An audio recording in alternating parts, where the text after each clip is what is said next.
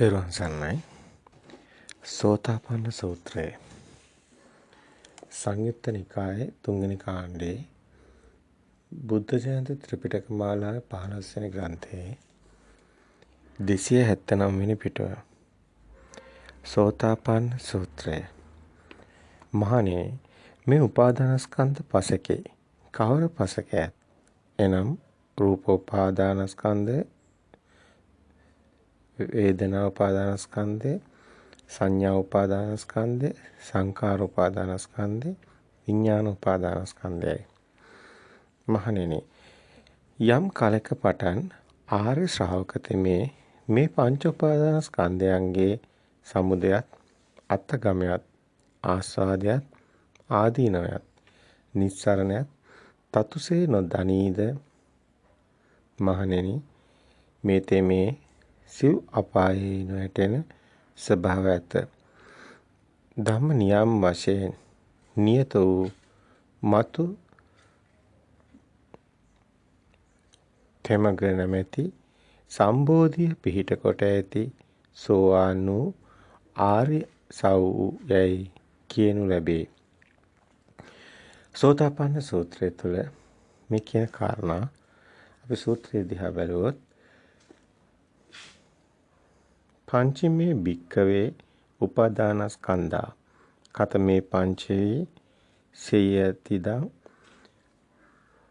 රූප උපාදානස්කන්ධෝ පේ විඥාන උපාදානස්කන්ධෝ යතෝකේ භික්කවේ අරිය ශාවකෝ ීමේසං පංචානං උපාදානස්කන්ධානං සමුදයංච අත්ථගමයංච ආස්වාදයංච ආදීනවයංච නිස්සරණංච යථා භූතං පජානාති. අයං උච්චති භික්ඛවේ අරිය ශාවකෝ සෝතාපන්නෝ අවිනීපාත ධම්මෝ නියතෝ සම්බෝධි පරායනෝ. සෝතාපන්න වෙනවා කියන්නේ සෝවාන් වෙනවා කියන එක. සෝවාන් සෝතාපට්ටි සූත්‍රය තුල පැහැදිලි කරනවා ඔබට ඇසෙන්නේ නැති සමුදයත් අත්ථගමයත්, හට ගැනීමත් නිරෝධයත්. මේ කතා කරන්නේ එක්ෂණික සිතක් ගැන. මේ කතා කරන්නේ සිත ගැන. මේ කතා කරන්නේ සිතට එන අරමුණ ගැනයි. සිත කියන්නේ අරමුණු ගැනීම. අරමුණමයි සිත කියන්නේ. එහෙමනම් මේ එක අරමුණයි ඊගාව අරමුණ ඊගාව මේ විදිහට අපි අර නිතරම කියන උදාහරණ දිහා බැලුවොත් මේ මොහොතේ පොත දකින හිත ඊගා මොහොතේ බිත්තිය දකිනවා. බිත්තිය දකින හිත මල දකිනවා. මල දකින හිත පුටුව දකිනවා. පුටුව දකින හිත පොළව දකිනවා. මෙන්න මේ විදිහට සිත් පරම්පරාව දකින්න ඕනේ. ඒ කියන්නේ ඔබට දැන් සද්දයක් ඇහෙනවා. ඔබ ශබ්ද සිතක් ඇති වෙනවා. ඒකට කියනවා සෝත විඥාන සිතක් කියලා. ඊට ඔබට වර්ණයක් පේනවා. ඊට පස්සේ ඔබට වර්ණ සිතක් ඇති වෙනවා. ඒක චක්කු විඥාන සිතක් කියලා කියනවා. ඊට ඔබට සුවඳක් දැනෙනවා. ඒක ගන්ධ විඥාන සිතක් කියනවා. රසක් දැනෙනවා. ඒක ජීව විඥාන සිතක් කියනවා. ඔබට පහසක් දැනෙනවා. උණුසුම, සීතල. එතකොට ඔබට කාය විඥාන සිතක් උපදිනවා. ඔබට පෙර දෙයක් මතක් වෙනවා. එතකොට ඒක මනෝ විඥාන සිතක් වෙනවා.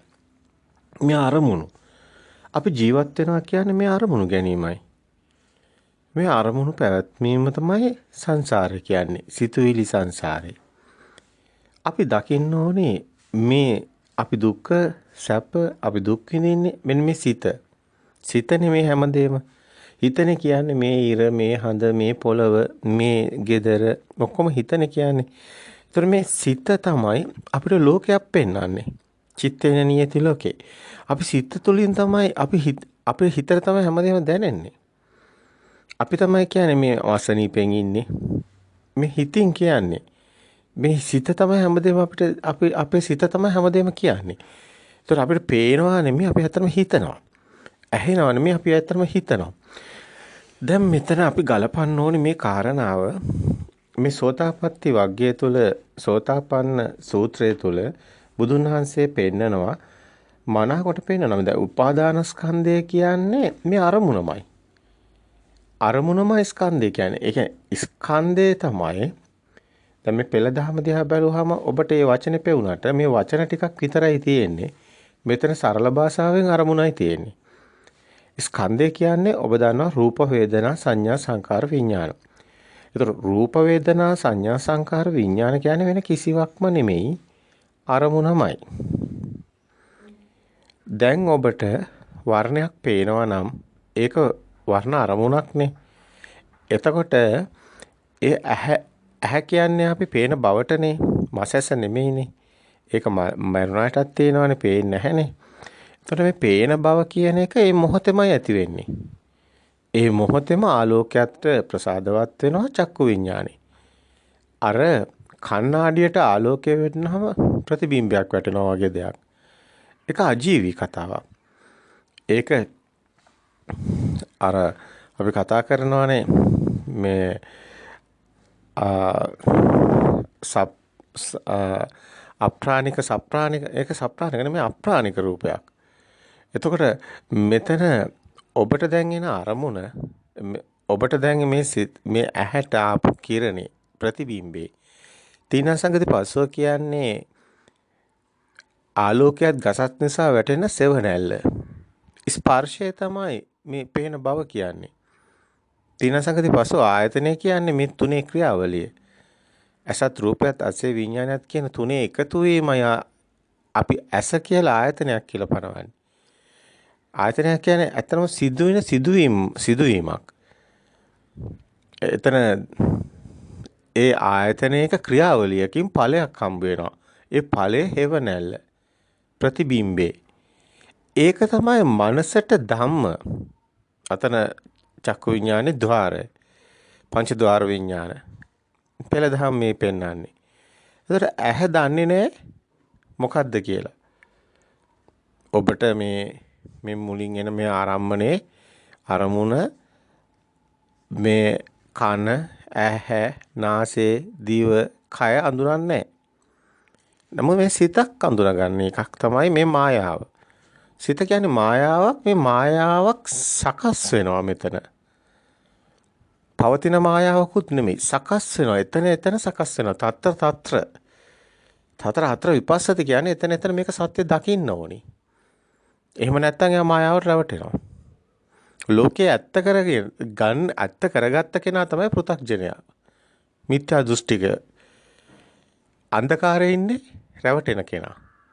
රැවටෙන්නේ නැති කෙනා අන්ධකාරයේ ඉන්නේ නැහැ. රැවටුනොත් තමයි ඔබ අන්ධකාරයේ ඉන්නේ. ඒ සැප දුක් ඔබ විඳින්නේ රැවටිලා. හැබැයි ඔබට රැවටීම සිදු නොවුනොත් මේ ඇත්ත දැක්කොත් අන්න ඔබ මිදෙනවා. අන්න සාන්ත සෝයටපත් වෙනවා. එතකන් ඔබ ඉන්නේ මිත්‍යා දෘෂ්ටික පෘථග්ජන භූමියේ. මෝහගන අන්ධකාරේ. පුහුදුන් මනස. ඒක සසර යනවා. ඒකට කර්ම රැස් වෙනවා. ඒකට හේතුව බාහිර දෙයක් තියෙනවා කියලා ගත්ත ගැනීමයි රැවටීම. එහෙනම් ඒක පින් කරන්න පුළුවන්, පව් කරන්න පුළුවන්. අන්න මෝඩෙක් විදිහට. ඒ කියන්නේ මෝඩ ඝන අන්ධකාරය කියන්නේ එතනට. දෙයක් තියෙනවා, දෙයක් නැහැ. දැන් අපි හිතන් ඉන්න දේ නෙමෙයි තියෙන්නේ. අපිට චත්තාරෝච මහා භූතානං කියන මෙන්න මහා භූත පේන්නේ නැහැ. අපි හිතන් ඉන්නේ උපාදාය. ඒ කියන්නේ හිතින් හදපු රූපයක්. අපි හිතන්නේ මෙතන නාගහක් තියෙනවා කියලා. අපි හිතන්නේ මෙතන අඹගහක් තියෙනවා කියලා. අපි හිතන්නේ මේ තුත්තිරි ගස්, නාගස්, අඹගස්, දෙල් ගස් මේ නම් තියෙන්නේ. ඒවේ වටිනාකමක් තියෙනවා. මේක වැඩක් නැති ගහක්. මේක වටින ගහක්. මේක රත්තරන්, මේක යකඩ, මේක කළුගල්, මේක මැණික් ගල්. ඔක්කොම මේ අපේ මනසේ තියෙන විකාර රූප. මේවා විකාර. ඒ කියන්නේ මේ සතෙක්වත් මේ පාගගෙන යනවා මිසක් මේවා අගයක් දකින්නේ නැහැ. ඔබ ඉපදුණු පුංචි කාලේට ගියොත් ඔබත් අගයක් දකින්නේ නැහැ. මැණික් ගලක් වුණත් පොලේ ගහලා විසික් කරලා දුවනවා. මේ අපි හදා ගන්න දේවල් සම්මුති ප්‍රඥප්ති. අපි රැවටිලා ඉන්න මෙන්න මේ මායාවෙන් මිදෙන එකයි නිවන් මඟ කියන්නේ. නිවන කියන්නේ අවිද්‍යා මෝහගන අන්ධකාරයේ මිදිලා විද්‍යා ලෝකේ කරා යන ගමන. ආලෝකෝ උදපාදි කිව්වේ ඒකටයි. චක්කුම් උදපාදි කිව්වේ මේක දකින්න ඇස සකස් කරගන්නවා. මේ සත්‍ය දකින්න ඇහැක් හදාගන්න එකයි අමාරු. අපි කැමති අන්ධකාරයේ ඉන්න. අපි කැමති අන්ධකාරේ මත් වෙලා ඉන්න. අපි කැමති මේ මෝහගන අන්ධකාරයට. මේ ගොඩාක් අය එහෙමයි. ඔය මිනිස්සුන්ගෙන් අහලා බලන්න. කැමති නැද්ද මේ අන්ධකාරේ මෙරි මෙරි ඉපදෙන්න කියලා? ඒගොල්ලෝ කැමති. ඒක නිසා මේගොල්ලෝ මෙරි මෙරි ඉපදෙනවා. ඒක නිසා මේගොල්ලෝ අඬනවා. ඒක නිසා මේගොල්ලෝ hina වෙනවා. ඒගොල්ලන්ට දුකෙන් අර ලෝකයක් නැහැ. ඒගොල්ලන්ගේ ලෝකේ දුක්ඛ මත පතිත වුණු ලෝකයක් දුක්ඛේ පටිච්චා දුක්ඛ මත පටිත වුණු ලෝකයක ඒගොල්ලෝ ජීවත් වෙනවා. ඒකෙ මිදෙන්නේ ඒගොල්ලෝ දන්නේ නැහැ. බුදු කෙනෙක් ලෝකෙට පහළ වෙලා මෙන්න මේ පරම සත්‍ය හෙළි කරන්නේ මෙන්න මේ දුකෙන් මිදෙන්න. දැන් මෙතන සෝතාපන්න සූත්‍රය තුල හොඳට ඔබට දකින්න ලැබෙනවා බුදුන් වහන්සේ බොහොම කෙටි සූත්‍රයක් මෙතන පෙන්නන්නේ. නමුත් මේකේ සේරම අන්තර්ගත කරලා තියෙනවා. මෙතන මහණෙනි යම් කලක පටන් ආර්ය ශ්‍රාවක තෙමේ කියන්නේ මේ සිතේ සත්‍ය දකින්න කෙනා. බාහිර රැවටෙන කෙනා නෙමෙයි කියන්නේ. බාහිර අන්තය දැකලා සිත නාමයේ අන්තය දැකලා දෙකෙන් මිදෙන කෙනා. ඒ හැම වචනයකම අර්ථෙත් එක්ක යන්න. ඒතර ඔබට මේ ගැලපෙනවා. යම් කලක පටන් ආර්ය ශ්‍රාවක තෙමේ මේ පංච උපාදානස්කන්ධයන්ගේ ඒ කියන්නේ මේ අපි ඇසුරු කරන දේ පංච උපාදානස්කන්ධ කියන්නේ මා ලොකු වචනයක් නෙමෙයි මේ එන අරමුණමයි ඇසුරු කරන දේ. සමුදය ඒක හටගත්තේ කොහොමද? නාගහක් කියන එකක් හැදුනේ කොහොමද? පොත, මේසේ, ඇඳ, පුටු මේ නම් ටික හැදුනේ කොහොමද? අනේ සමුදය දකින්නවා කියන්නේ ඒකට. අරමුණ එනකොටම මේක ඇති වෙන අරමුණක්. ඒ මොහොතේ ඒවා සත්‍ය දකින්නවා. අත්ගමයේ දකින්නවා. කියන්නේ ඒක එතනම නැති වෙනවත් දකින්නවා. පවතින එකක් නැහැ. සමුදයත් අත්ගමයත් ආස්වාදයත් ආදීනවයත් නිස්සරණයත් අතුතේ දනීද. ඔය වචන තුනේ ලොකු තේරුමක් තියෙනවා. සමුදයත් අස්තගමයත් දැකීම තමයි උදේවැය ඥානය කියන්නේ. උදේවැය ඥානය තියෙන්නේ මේ සත්‍ය දකින ආර්ය භූමියට ප්‍රවේශ වුණු කෙනාටයි. බාහිර ඇත්තක් නොවන බව දකින සිතත් සත්‍යයක් නොවන බව දැකීම එන අරමුණ ඇති වෙන නැති වෙන දකින කෙනාටයි දැකීම හැකිවන්නේ. ඒ උදේවැය ඥානය කියන්නේ සත්‍ය දකින ඥානය. ඇති වෙන නැති වෙන ස්වභාවයේ එන අරමුණේ දැකීමයි උදේවැය ඥානය. ඒතකොට ඒක අරමුණක් හරියා දකින්න ඕනි ඉස්සෙල්ලා. ප්‍රතිපදාව මේකට ඒකයි ප්‍රතිපදාවක් තියෙන්නේ. මේ ධර්මයේ සත්‍ය දර්ශනය අවබෝධ කෙනාටයි සත්‍ය ඥානයේ ඇති කෙනාටයි බුදුන් වහන්සේ කරන්න දෙයක් පැනවුවේ. කිසි කෙනෙකුට දෙයක් කරන්න බුදුන් වහන්සේ පනවන්නේ නැහැ මේ දර්ශනය නොදන්න. දර්ශනය දැනගන්න ඕනි ඉස්සෙල්ලාම. ඒකයි බණ අහන්න කියන්නේ. ඒකයි සුතවත් ආර්ය භාවය හදාගන්න සුතවත් ආර්ය ශ්‍රාවකෙක් වෙන්න ඕනේ. පරතෝ ഘോഷේ නැතුව කිසි කෙනෙකුට ධර්ම මාර්ගයකුත් නැහැ. මේ බෞද්ධ කියන දර්ශනෙත් නැතුව බෞද්ධයෙක් වෙන්නෙත් නැහැ. මිත්‍යා දෘෂ්ටිකයි. මිත්‍යා දෘෂ්ටිකෙක් නෙමෙයි බෞද්ධයා කියන්නේ. බෞද්ධයා කියන්නේ මේ ධර්මයේ ධර්මතාවය අවබෝධ කරගන්න කෙනා. මේ දැනුවෙන බෝඩ් ලෑල්ලට නම් වලට ගහගෙන උප්පන්න සාතිකේ දෙන බෞද්ධකම නෙමෙයි. බුදුන් වහන්සේගේ එහෙමයි නැහැ. බුදුන් වහන්සේ ධර්ම දේශනා කළේ එහෙම කොටසකට නෙමෙයි. සමස්ත සියලුම මනුස්ස සංහතියටම බුදුන් වහන්සේ දුකෙන් මිදෙන මඟක් දේශනා කරන්නේ. ඒක ධර්මතාවය. ඒක ආගමක් නෙමෙයි ඒක ධර්මතාවය. ඒක සියලුම දෙනාට අයිතියි. හැම ආගමකටම අයිතියි. ඕනම කෙනෙකුට මේ ධර්මය ඇවිල්ලා බලන්න කියන්නේ සාන්දිටිකෝ අකාලිකෝ ඒයිපස්සිකෝ ඕපනයිකෝ. පච්චුප්පන්න ධර්මයක් කියන්නේ Tamanට ප්‍රත්‍යක්ෂ වෙනවා මේක. ප්‍රත්‍යක්ෂතාවයේ තුල දකින ධර්මතාවයක් ආගමක් කර ගැනීම මහා විනාශයක්. ඒක වෙන්නේ නැහැ. ඔවුන් කරන්නේ මහා විකාරයක් බෝඩ් ලෑල්ලක් කරෙල්ලගෙන හූ කී කියනවා වගේ වැඩක්. ඒ නියම ඍජු භාවයේ නෙමෙයි. ධර්මයේ නම් ධර්මයයි. ධර්මතාවයේ ලෝක ධර්මතාවයයි. සත්‍ය නම් සත්‍යමයි. එය අප දැකිය යුතුයි නුවණින්ම. ඉතින් ඒක තමයි මේ සමුදේ එන අරමුණේ සත්‍ය දකින්නවා අස්තගමේ ඒ සත්‍ය දකින්න තැන ඒ අරමුණ මායාවක් අනිත්‍යතාවයටපත් වෙනවා. මේක අනිත්‍ය කියන්නේ. අනිත්‍ය කියන්නේ මේ බඩු මුට්ටු කැඩෙන බින්දන එක නෙමෙයි. මේ සිතට අරමුණේ අනිත්‍ය දකින්නේ. අනිත්‍ය දැකීම තුළයි ඒ දුක බව දකින්නේ, ඒ අනාත්ම බව දකින්නේ, ආත්මීය සිතුවිල්ලක් නැති බව දකින්නේ. පුජ්‍යලයක් නැති බව පත් වෙනවා මේ අනාත්ම සංඥාවට. සිතට එන අරමුණ පමණයි අපි මේ ජීවත් වෙනවා කියන්නේ. හැම මොහොතෙම අපිට අරමුණක් එනවා. එයමයි සිත පවත්වනවා. එයමයි සංසාරය කියන්නේ. එහෙනම් මේ අරමුණේ සත්‍ය දැකීම තුළ මේ කතාව සම්පූර්ණයෙන් ලිහෙනවා. මෙන්න මේකේ නා සෝතාපට්ටියටපත් වෙනවා. සෝතාපන්න වෙනවා කියන්නේ එනේන අරමුණ සත්‍ය දකිමින් මිදි මිදි යනවා කියන එක. ඒක සෝතයක් ගඟ ගලනවා වගේ. මේ සත්‍ය දකින සෝතේට ඇවිල්ලා. දැන් ඔක්කොම ලිහිගෙන යනවා. සේරම මිදිගෙන යනවා. අන්න ප්‍රතිපදාව මේකයි. එනේන අරමුණ සත්‍ය දකින ප්‍රතිපදාව. අන්න දුක්ඛ නිරෝධ ගාමිනී පටිපදා ආර්ය සත්‍ය. එයයි චතුරාර්ය සත්‍ය දුකෙන් මිදෙන මඟ.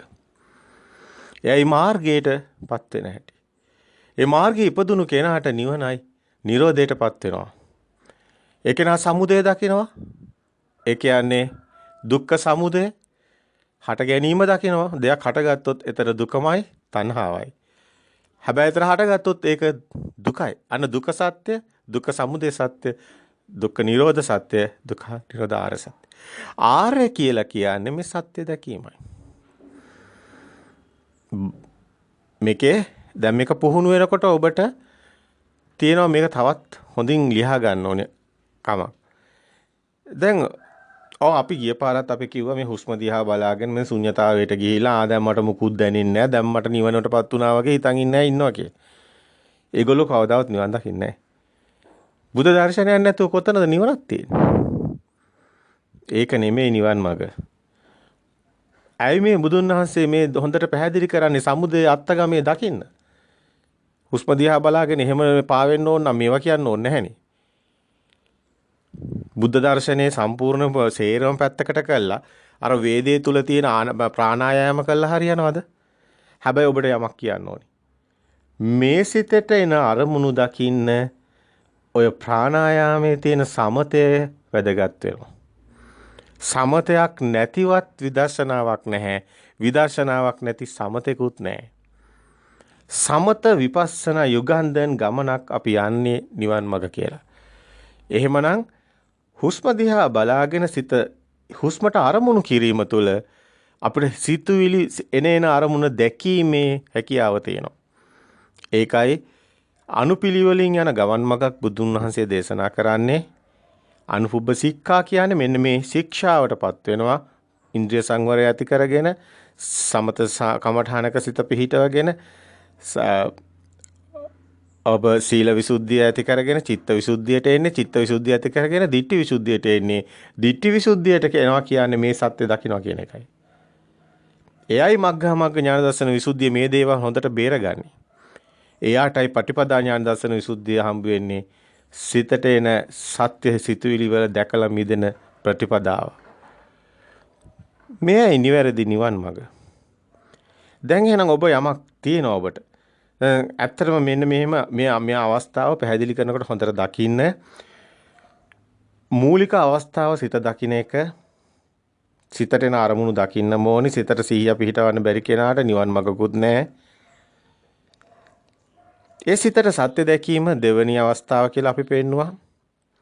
එහෙනම් සත්‍යය දැනගන්න ඕනි, බණ අහන්න ඕනි, පූර්වපාක ප්‍රතිපදාව තියෙන්න ඕනි. ධර්මය දර්ශන අවබෝධයේ බුද්ධ දර්ශනයේ අජ්ජත් බහිද්දා කියන අන්ත දෙක දකින්න ඒක තියෙන්න ඕනි. එහෙනම් ඒකේ නා මේ සේරම එන අරමුණ එතනම දකින්න ඕනි. ඒ දැකීම තුළ මිදීමක් තියෙනවා. අන්න එතන ශුන්‍යතාවයක් හම්බ වෙනවා. බාහිර ඇත්ත වෙන්නේ නැහැ, සිත ඇත්ත වෙන්නේ නැහැ. එන අරමුණ මිදුණු ගමන් ශුන්‍යතාවයට වැටෙනවා. මේක මහා නුවණින් දකින්න ඕනි තැනක්. දැන් වේදේ තුල හුස්ම දිහා බලන් ඉන ශුන්‍යතාවයේ එතරම් ශුන්‍යතාවයක් තියෙනවා. එතන ධර්මාබෝධය නැති නිසා පෘථග්ජන භූමියේ ලෞකික සමාපatti ගිලිහෙනවා. පවතින්නේ නැහැ. ඒවා ලෞකිකයි. මෙතන ලෝකෝත්තර භූමියේ සමාධි වෙනස්. ඒවා ලෝකෝත්තර සමාධි පිරෙන්නේ නැහැ. ඒ සත්‍ය දකින්න එක කවදාවත් පිරෙන්නේ නැහැ. ඔබ දකින්න ඇත්ත මේ කතාවේ. ඇත්ත ඔබට නැති කරන්න පුළුවන්ද? ඔබේ සිතේ ඇත්ත දැනගතට පස්සේ කිසි කෙනෙකුට බෑ ඔබගේ සිතේ ඇත්ත මකන්න. ඔබට බොරු කියලා රවට්ටන්න බෑ. ඒකයි මේවා කවදාවත් මේ පිරෙන්නේ නැහැ කියන්නේ. ලෝකෝත්තර සමාධි පිරෙන්නේ නැහැ. සෝවාන්, සකදාගාමි, අනාගාමි, අරහත් ලෝකෝත්තර සමාධි පිරෙන්නේ නැහැ. ඒ නියත සම්බෝධි පරායන වෙනවා. මේ නිකන් බොරුවට නිකන් අර හිතලුවට කියන ඒවා නෙමෙයි. සෝතාපට්ටි මාර්ගයට එන කෙනෙක් කියන්නේ සෝතාපන්න වෙන කෙනෙක් කියන්නේ අවබෝධය තුලින් ඒ ප්‍රත්‍යක්ෂතාවයට යන කෙනාටයි මේක දන්නේ. අනිත් අය නිකන් හිතලුවට කියන්නේ.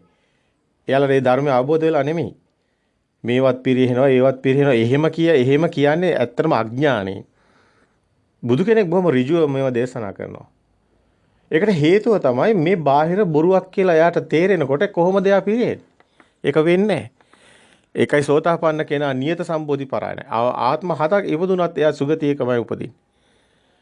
දුගතියට වැටෙන්නේ නැහැ. බෞද්ධයාට සුගති පරායන වෙන්න තියෙන එකම මඟ මෙයයි. අබෞද්ධෝත්පාද කල්පක බුදු කෙනෙක් නැති කල්පක පින්දාම් කර කර ගියා වෙන්න පුළුවන්. නමුත් ඒ කල්පයක් නෙමෙයිනේ මේ ධර්මය ඇහෙනවා කියන්නේ. ධර්මය ඇහෙනවා කියන්නේ ඔබ පින් සම්පූර්ණයි. ඔබට තියෙන දැන් නිවන් මඟ. ඔබ ඒකත් අත්හැරලා දාලා තව බුදු කෙනෙක් නැහැ කියලා හිතාගෙන ඉන්නවනම් ඒ ඔබේ අඥානකම. ඒ ඔබේ පහත් තත්ත්වයට වැටෙනු තැන ඔබගේම දුර්වලකම. එතන නෙමෙයි මේ අපි ඉන්නේ. අපි ඉන්නේ ආර්ය ප්‍රතිපදාවක කටයුතු කරන ප්‍රතිපදාවේ මාපුදන්නෝ වෙත කියපු ඒ උතුම් බුද්ධ වචනයට හිස ගෞරව කරනවා. ප්‍රතිපදාවයි වැදගත්. අපිට තියෙනවා මේ එනේන සිත දකින්න. අපිට බොරු කරන්න බෑ. බාහිර ඇත්තක් නෙමෙයි. අපි හිතින් ඔක්කොම හදාගෙන ඉන්නේ. අපි සිතේ තියෙන ලෝකෙක ජීවත් වෙනවා චිත්තේන නියති ලෝකේ. ඒ බොරුව අපි දකින්න ඕනේ නැත්නම් අපි බෞද්ධයෙක් නෙමෙයි. බාහිර දෙයක් තියෙනවා නම් එතන භවයේ තියෙනවා. එහෙම දෙයක් නැති බව දැකීම බෞද්ධයෙක් වෙනවා. එතනිනුයි බෞද්ධයෙක් වෙන්නේ. ඒ කෙනාට බාහිර මරන්න කෙනෙක් හම්බ වෙන්නේ නැහැ, හොරකම් කරන්න දෙයක් හම්බ වෙන්නේ නැහැ, මංකොල්ල කන ඒ කිසි අවඩකට එයා යන්නේ නැහැ. සැබෑ බෞද්ධයෝ නැතිකමයි අද මේ රටේට වෙලා තියෙන විනාශේ. එතනට එන්න ඕනි. මුළු සමාජයම ඍජු වෙන්න ඕනි. ඒක අමාරු වෙන්න පුළුවන්. ඒක ලේසි නෑ තමයි. ඒකට යම් කාලයක් ගත වෙනවා. නමුත් එතනට යා යුතුයි.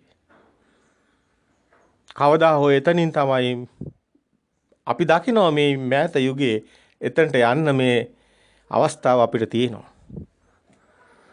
මේ අවස්ථාව මේ යුගයේ වෙනකොට උදා වෙලා චතුරාර්ය සත්‍ය දේශනා කරන යුගයක් ඇවිල්ලා. දැන් අර වැඩිබණ කියන සමහර භික්ෂුන් වහන්සේලා තාමත් කී යනවා එක එක වැඩිබණ. ඒවා වැඩිබණ ඒවා බුදුබණ නෙමෙයි. නූතන යුගයේ දෙව්දත්ලා වගේ ධර්ම දේශනා කරන අය ඉන්නවා. නූතන යුගයේ දෙව්දත්ලා ධර්ම දේශනා කරන යුගයක් අපි දකිනවා. එහෙමත් මේ භික්ෂුන් වහන්සේලා ඉන්නවා. දෙව්දත් වගේ බණ කියන්නේ. ඒවා දෙව්දත්ගේ ශාසනය. ගෞතම බුද්ධ ශාසනයේ තියෙන නිර්මල මාර්ගයක්, ඍජු මාර්ගයක්. ඒකේ නෑ ඔය කියන එකක්වත් ඔය අවිද්‍යාව තුළ. මේක විද්‍යාව පදනම් කරගත්ත මාර්ගයක්. සත්‍ය දකින්න ඕන. ඉතින් බොහොම ඍජුයි මේ සෝතාපන්න සූත්‍රය ඔබට දකින්න ලැබෙනවා. මේ ආස්වාදේ ආදීනව නිස්සරණේ තතුසේ දනීද. දැන් මේ එන අරමුණේ තමයි ආස්වාදේ ආදීනව නිස්සරණේ දකින්නේ. නැතු මේ ජීවත් වෙලා මේ ආදීනව මේක ආස්වාද මේක නිස්සර ඕක එහෙම එකක් නෙමෙයි මේ. දැන් ඔක්කොම එතනට පටලවන්න එපා. සංසාරේ මෙරි උපදින සංසාරේ නෙමෙයි මේ. සිතවිලි සංසාරේ මේ සිත එනවා නැති වෙනවා. ඊගව සිත එනවා නැති වෙනවා. ඊගව සිත එනවා නැති වෙනවා. ඔතනයි නිවන් මඟ. බුදුන් වහන්සේ දේශනා කරන්නේ මේ සිත ඇති වෙන නැති වෙන සංසාරේ. එයයි සංසාරේ. බුදුන් වහන්සේ දේශනා කරන්නේ ආස්වාදයේ ආදීනව නිස්සාරනේ මේ එන සිත බාහිර ඇත්ත කරගත්තොත් ඒක ආස්වාදයට යනවා. ඒකේ ඇත්ත දැක්කොත් ඒක ආදීනව දකින්නවා. එහෙම වුණොත් ඒක නිස්සරණ යන සිත මිදෙනවා. අන්න නිවන් මඟ. උපාදානස්කන්ධේ උදේවැය දකින්න කියන්නේ ඕකටයි. ආස්වාදයේ ආදීනව දකින්න කියන්නේ ඕකටයි. ශ්‍රමණ සූත්‍රයේ ශ්‍රමණ වෙන්නේ ඔතනින්. ශ්‍රමණේක් වෙන්නේ නැහැ. චීවරයක් දාගත්ත පමණින්. ශ්‍රමණේක් වෙනවා නම් සිතේ ඇත්ත දැකලා මිදෙන්න ඕනේ. එනේන සිත දකින්න කෙනාටයි ශ්‍රමණ කියන්නේ. දකින්න ශ්‍රමණ සූත්‍රය අපි කලින් දේශනා කරා. ඔබ දකිනවා ඒකේ තියෙනවා මේ විදිහටම. සමුදය දකින්න, අත්තගමයේ දකින්න, ආස්වාදයේ දකින්න, ආදීනවේ දකින්න, නිස්සාරණේ දකින්න. එන අරමුණේ දකින්න කියන්නේ මේ. පැහැදිලි ඔබට ඍජුවම නිවන් මගයි සියල්ලම මේ ප්‍රතිපදාව තුළ සිද්ධ වෙනවා. ඔබට මේ දේ පුරුදු වුණොත්, පුහුණු වුණොත් ඔබට යමක් වෙනවා. ඒක තමයි ඔබට මේ පේන දෙයට එහා ගිය දෙයක් දැනෙන්න ගන්නවා. ඒකයි ධම්මචක්කුසේ පහළ වෙනවා කියන්නේ. ඔබ මේ සම්මුති නම් තියෙන ඔක්කොම මැකෙනවා ඔබේ ඉස්සරහම. ඔබ ලෝකේ පරිහරණය කරනවා ඒවට ඇලෙන්නේ ගැටෙන්නේ නැතුව. ඇයි සම්මුති නම් වලට ඇවිල්ලා තියෙන්නේ? ඔබ කියනවා මේක නාගහ, මේක නුගගහ, මේක අඹගහ, මේක පොල්ගහ. පොල්ගහ කිව්වේ නෑ පොල්ගහ කියලා. නාගහ කිව්වේ නෑ නාගහ කියලා. අඹගහ කිව්වේ නෑ අඹගහ කියලා. අපි දාගත්තේ නම්. ඔබ දන්නවා කොරෝනා කියලා වෛරස් එකක් ආවා. ඒකට කිව්වා ඊට පස්සේ COVID-19 කියලා. දැන් ඒකට කියනවා ඇල්ෆා බීටා කියලා. මේව ඇත්තද? මේ නම් අපි දාගෙන බොරුවක් කරන්නේ. මේ නම් අපි දාගන්න අපි නම් තමයි අසුරු කරන්නේ. නම්ද ඇත්ත? නම් අපිට ඕන වෙලාවක වෙනස් කරන්න පුළුවන්. ඇත්ත වෙනස් කරන්න පුළුවන්. ඇත්ත වෙනස් කරන්න බෑ. ඒක නිසා අපි මොකද කරන්නේ? සත්‍ය දකින්නවා කියන්නේ මේ නම් ටික අයින් කරනවා. නම් ටික අයින් කරාම නාගස්, නුගගස්, අඹගස්, දෙල්ගස් ඒව නැහැ. ගස් විතරයි තියෙන්නේ. එහෙම දෙයක්වත් ඔබට හම්බ වෙන්නේ නැහැ. හතර මහ භූත මහ පොළොවට පස් වෙනවා, මහ පොළොවෙන් හට ගන්නවා, මහ පොළොවට පස් වෙනවා. හතර මහ භූත කියන්නේ ඕකට. පඨවි ආපෝ තේජෝ වායෝ කියන්නේ පඨවි කියන්නේ මේක ඝන වෙන මේක ද්‍රව වෙනවා රස්නි වැඩි වුණොත් වායු වෙලා උණු වෙලා යනවා තව ටිකක් වැඩි වුණොත්. අන්තිම නැත්තර නැති වෙලා යනවා. ඕකට කියනවා හතර මහ භූත කියලා. ඇයි ඒ? භූත කියන්නේ තියෙන දෙයක් නෙමෙයි. භූත කියන්නේ සකස් වෙලා නැති වෙනවා කියන එක. සකස් වෙලා නැති වෙන සබහාදහමක අපි ජීවත් වෙනවා. සකස් වෙලා නැති වෙන සබහාදහමක් පවතින්නේ නැහැ. ඒකයි අනිත්‍ය වෙනවා කියන්නේ. මේ සිතේ එන සත්‍ය දකින්න තැනම සිත අනිත්‍ය වෙනවා. සිත පනවන්න බැරි වෙනවා. එයයි අරහත් මාර්ගය කියන්නේ. අපි ඊගාව දවසේ කතා කරමු අරහත් සූත්‍රය ගැන. දැන් අපි කතා කරේ සෝතාපන්න සූත්‍රය. එතකොට මේක සෝතාපන්න වෙනවා කියන්නේ මේ සෝතේට පැමිණෙනවා එනේන සිතේ සත්‍ය දකින්න තැනට එනවා. මෙතනදී අපි කියන්න ඕනි අධීර වලට බෙදාගෙන මේ ධර්මයේ ප්‍රවුණු කර යුතු වෙනවා. සිත දකින්න ඕනි. මේක වර්ණ සිතක්, ගන්ධ සිතක්, මේක රස සිතක්, මේ එළවලු කපනකොට, විදිනකොට මේව මුල් අවස්ථාවේ දකින්න ඕනි. සිත. ඒ විපා කියලා බෑ.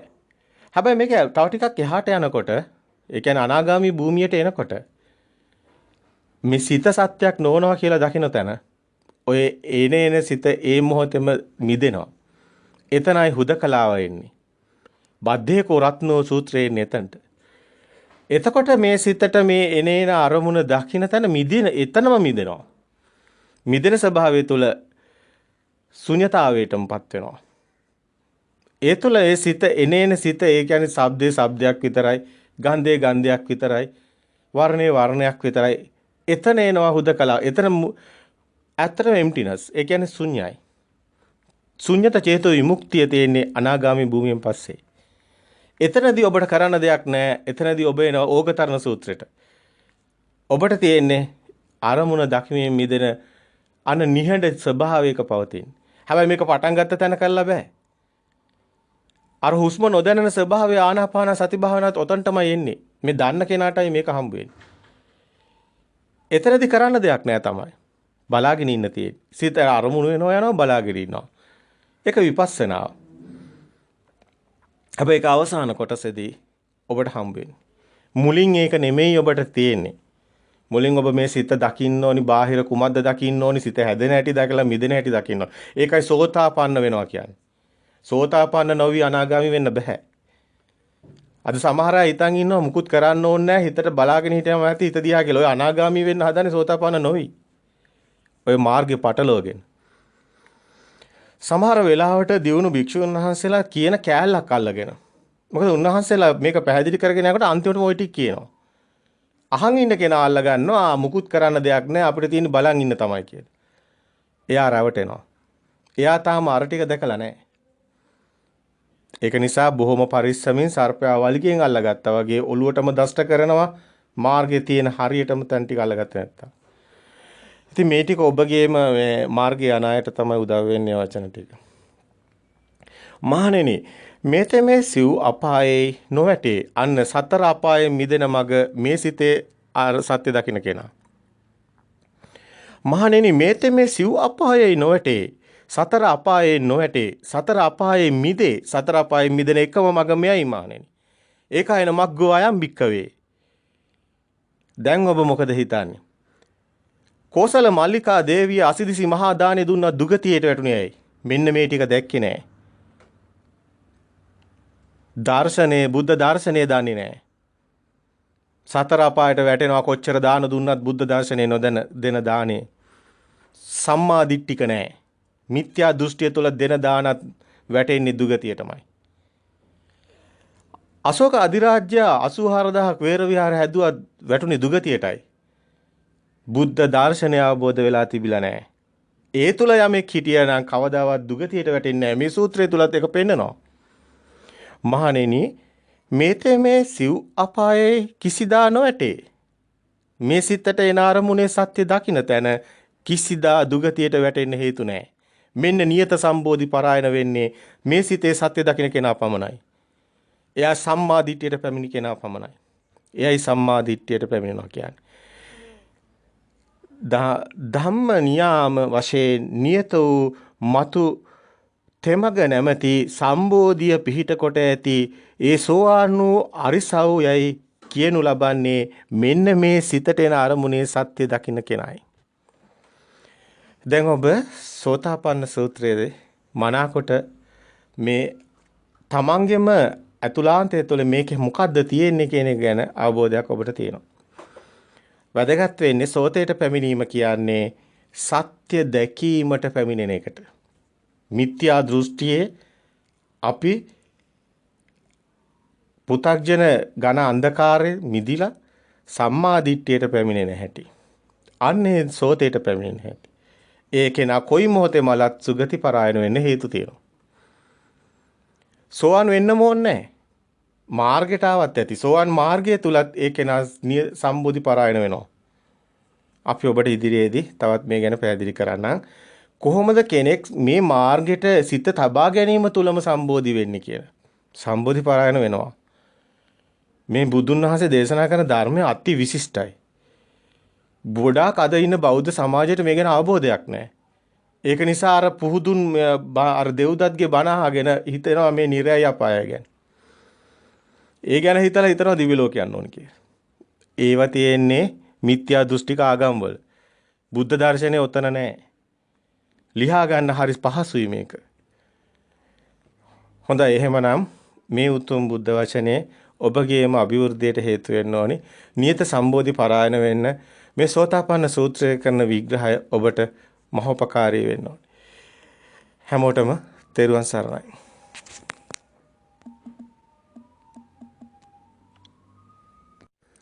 තෙරුවන් සරණයි. සෝතාපන්න සූත්‍රය සංයුත්ත නිකායේ 3 වෙනි කාණ්ඩේ බුද්ධ ජයන්ති ත්‍රිපිටක මාලාවේ 15 වෙනි ග්‍රන්ථයේ 279 වෙනි පිටුව.